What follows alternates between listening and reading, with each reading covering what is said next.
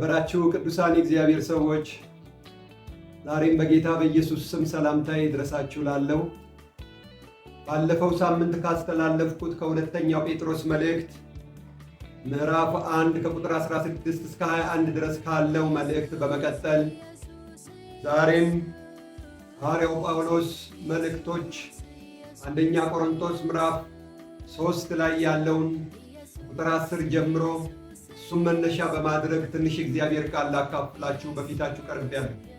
ባለፈው ሳምንት እንደሚታወቀው ከጌታ ከኢየሱስ ክርስቶስ ሐዋርያት መካከል በዋናነት ከሚጠቀሰው ከሐዋርያው ጴጥሮስ መልእክት መነሻ አድርገን ስለ ጌታ ስለ ኢየሱስ ክርስቶስ ማንነት በጥቂቱ ማየታችን ይታወቃል። ይህንን እንድናስታውስ ከሚያደርጉን ነገሮች መካከል በዘመናችን ስለ እርሱ ስለ እግዚአብሔር ልጅ በምድሪቱ ላይ እየተላለፉ ያሉ የሰው ልጆችን ሕይወት ከእግዚአብሔር መንግሥት የሚለዩ ሐሰተኛ ትምህርቶችን እየሰማን ስለምንገኝ ነው።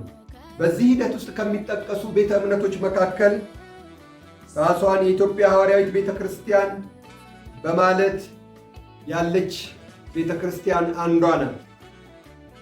በዚች ቤተ ክርስቲያን ስለ እግዚአብሔር ልጅ ባለው የተሳሳተ አስተምህሮ ምክንያት ብዙዎች ወደ ጥፋት እየሄዱ እንዳለ የምናውቅ ስንቶች ነን።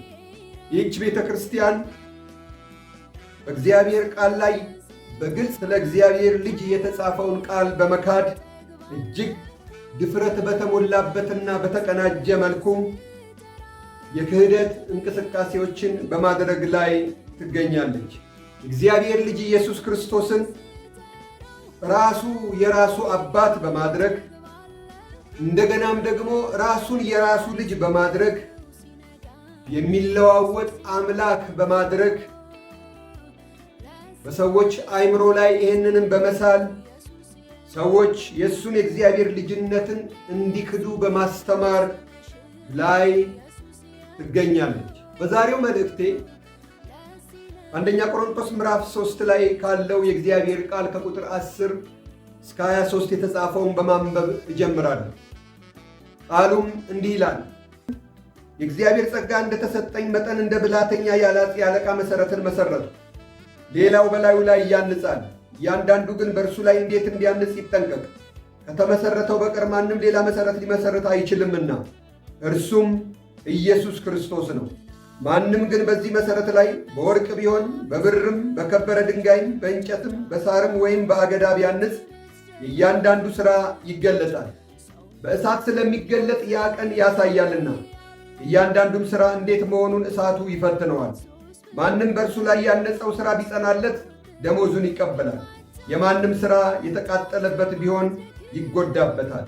እርሱ ራሱ ግን ይድናል፣ ነገር ግን በእሳት እንደሚድን ይሆናል እያለ የእግዚአብሔር ቃል ይቀጥላል። ከተመሠረተው በቀር ማንም ሌላ መሠረት ሊመሠርት አይችልምና እርሱም ኢየሱስ ክርስቶስ ነው ይላል የእግዚአብሔር ቃል።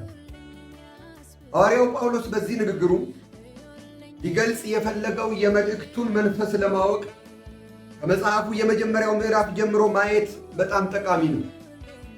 ይህም የቆሮንቶስ የመጀመሪያ መልእክቱ በቤተ ክርስቲያኒቱ ስለተፈጠረው መከፋፈልና መለያየት ወደ አንድነት እንዲመጡ የጻፈው መልእክቱ እንደሆነ እዛው ከአንደኛ ቆሮንቶስ ምዕራፍ 1 ላይ ቁጥር 10 እስከ 17 በምናነበው ቃል እናገኛለን። ቃሉም እንዲህ ይላል። አንደኛ ቆሮንቶስ ምዕራፍ 1 ከቁጥር 10 እስከ 17 ነገር ግን ወንድሞች ሆይ ሁላችሁ አንድ ንግግር እንድትናገሩ በአንድ ልብና በአንድ ሐሳብም የተባበራችሁ እንድትሆኑ እንጂ መለያየት በመካከላችሁ እንዳይሆን በጌታችን በኢየሱስ ክርስቶስ ስም እለምናችኋለሁ። ወንድሞች ሆይ በመካከላችሁ ክርክር እንዳለ ስለ እናንተ የቄላዊ ቤተሰቦች አስታውቀውኛልና ይህንን እላለሁ፣ እያንዳንዳችሁ እኔ የጳውሎስ ነኝ፣ እኔስ የአጵሎስ ነኝ፣ እኔ ግን የኬፋ ነኝ፣ እኔስ የክርስቶስ ነኝ ትላላችሁ። ክርስቶስ ተከፍሏልን? ጳውሎስስ ስለ እናንተ ተሰቀለን? ወይስ በጳውሎስ ስም ተጠመቃችሁን? በስሜ እንደተጠመቃችሁ ማንም እንዳይል ከቀለጶስና ከጋልዮስ በቀር ከእናንተ አንድስ እንኳን አላጠመቅኩም። እግዚአብሔርን አመሰግናለሁ። የእስጢፋኖስን ቤተሰቦች ደግሞ አጥምቄአለሁ፣ ጨምሬ ሌላ አጥምቄ እንደሆነ አላውቅም። ለማጥመቅ ክርስቶስ አላከኝምና ወንጌልን ልሰብክ እንጂ የክርስቶስን መስቀል ከንቱ እንዳይሆን በቃል ጥበብ አይደለም በማለት ሲናገር እናየዋለን። ሐዋርያው ጳውሎስ በዚህ ስፍራ ላይ እንደተናገረው የቆሮንቶስ ቤተ ክርስቲያን በነ ጳውሎስ፣ በነ ጴጥሮስ፣ በነ አጵሎስ ምክንያት መለያየት በመካከላቸው እንደመጣ ከተናገረ በኋላ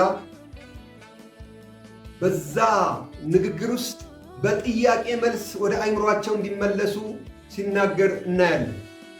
ምንድን ያላቸው? ክርስቶስ ተከፍሏልን? በእኔስ በጳውሎስ ስም ተጠመቃችሁን? በማለት ራሱን እንደ ምሳሌ አድርጎ ሌሎች አብረው የሚያገለግሉትንም አገልጋዮች በማካተት ስለ ራሱና ስለ ሌሎች ከተናገረ በኋላ ቆም ብለው ያመኑትን እንዲያዩ ሲያበረታታቸው እናያለን። በንግግሩም በመቀጠል በዚሁ በአንደኛ ቆሮንቶስ ምዕራፍ 1 ላይ ቁጥር 23 እና 24ን ስናነብ እንዲህ ይላል።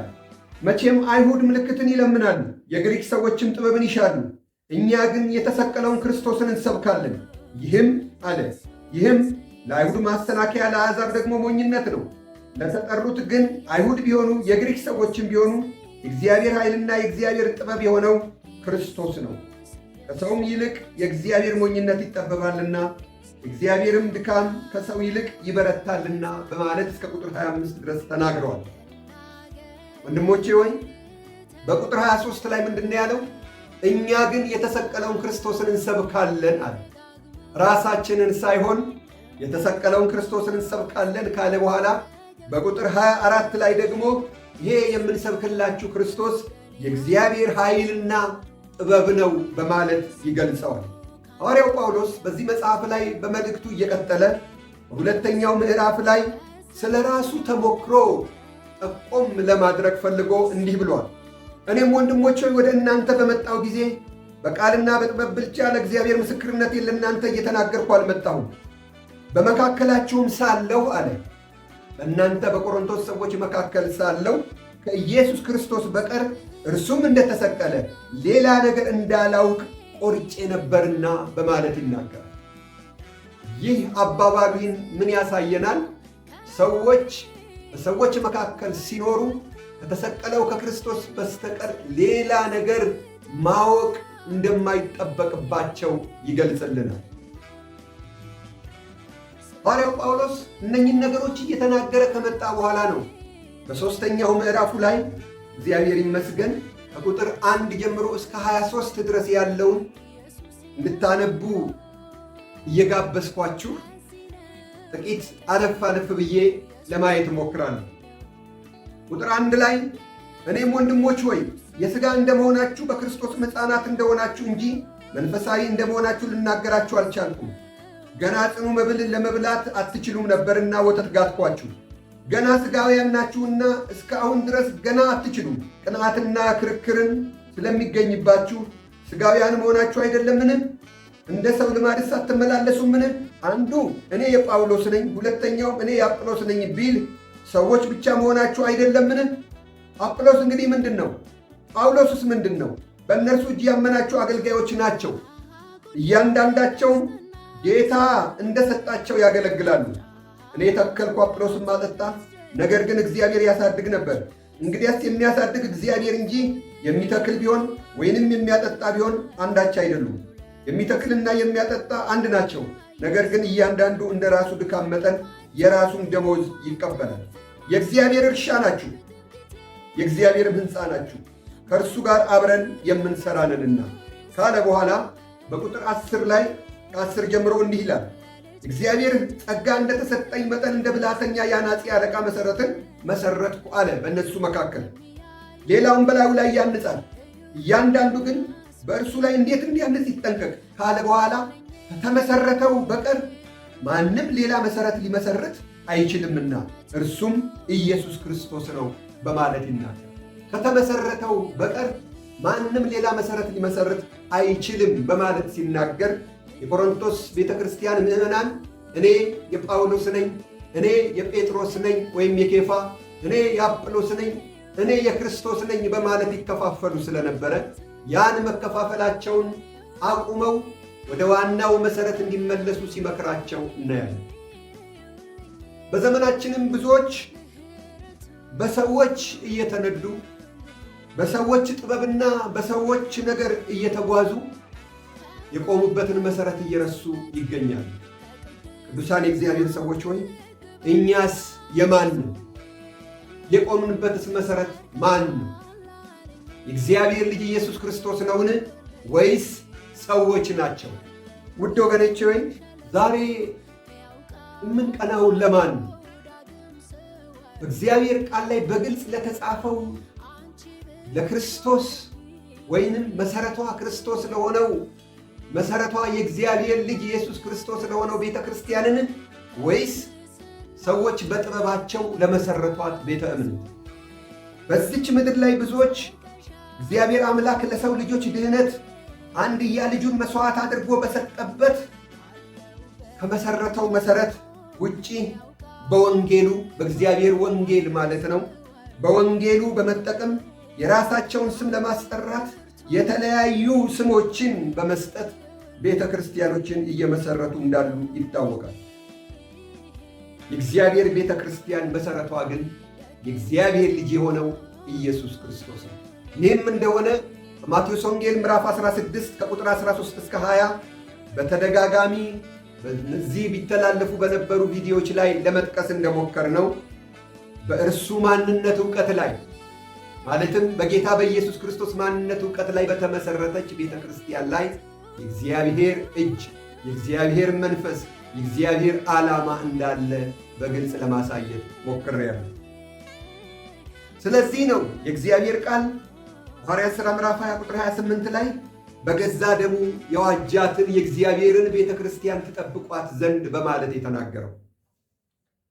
ስለዚህ ነው በኤፌሶን ምዕራፍ 2 ላይ ከቁጥር 18 እስከ 22 ስናነብ በእርሱ ሥራ ሁላችን በአንድ መንፈስ ወደ አብ መግባት አለንና በማስራ በእግዚአብሔር ልጅ በኢየሱስ ክርስቶስ ሥራ ሁላችን በአንድ መንፈስ ወደ አብ መግባት አለንና እንግዲያስ መግባት ካለን እንግዲህ ወዲህ ከቅዱሳን ጋር ባለ ሀገሮችና አገር በሰማይ ያለን ሰዎችና የእግዚአብሔር ቤተሰቦች ናችሁ እንጂ እንግዶችና መጻተኞች አይደላችሁም ካለ በኋላ በሐዋርያትና በነቢያት መሠረት ላይ ታንጻችኋል። የማዕዘኑም ራስ ድንጋይ ክርስቶስ ኢየሱስ ነው። በእርሱም በክርስቶስ ኢየሱስ ሕንፃ ሁሉ እየተጋጠመ በጌታ ቅዱስ ቤተ መቅደስ እንዲሆን ያድጋል። በእርሱም በማን በክርስቶስ ኢየሱስ እናንተ ደግሞ ለእግዚአብሔር መኖሪያ ለመሆን በመንፈስ አብራችሁ ትሰራላችሁ ይላል እግዚአብሔር ሰዎች።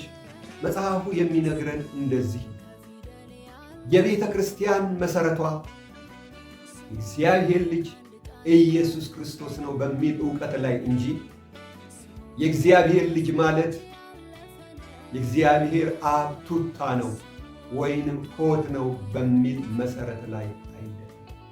አመሰግናለሁ።